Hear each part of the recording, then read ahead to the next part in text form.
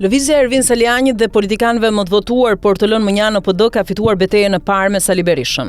E kanë sfiduar atë me një zgjuarsi që pak kush e priste, duke pasur si rezultat nxjerrjen e doktorit nga të gjitha shinat. Sfida që i bën Saliani së bashku me Ali Mehmetin dhe të tjerët ishte ballore, pasi kryen një takim për cilin Sali Berisha kishte urdhëruar bojkotin. Madje nuk u ndal me kaq, ai tha se falenderon ata që kanë bojkotuar takimin, që do të thotë qartë e shkojshur që Berisha të gjithë ata demokrat, përkatësisht antar të strukturave të PD-s që kanë shkuar në takime, i ka shpallur non grata. Me një fjalë nuk do të jenë në listat zyrtare të atyre mundësive që ka Sali Berisha për të dhënë me që ka vulën. Përkatësisht kandidat për deputet, këshilltar, kryebashkia, komisioner, borde apo këshilla lobimi në përzgjedhjen e deputetëve etj.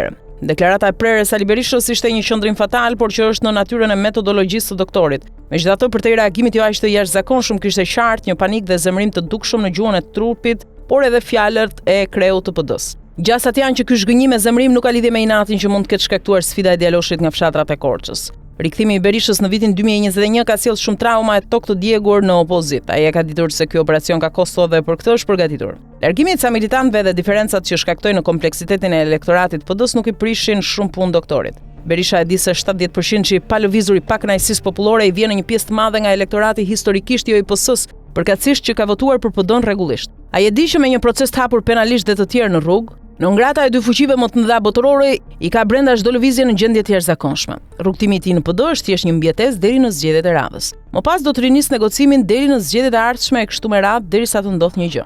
Taktikë e njohur të mbetesh gjallë deri në rrëzimin e kundërshtarit nga faktorë të tjerë. Problemi më i madh i Berishës është gjetiu, thekson Ylli Pata në artikullin e tij të dedikuar.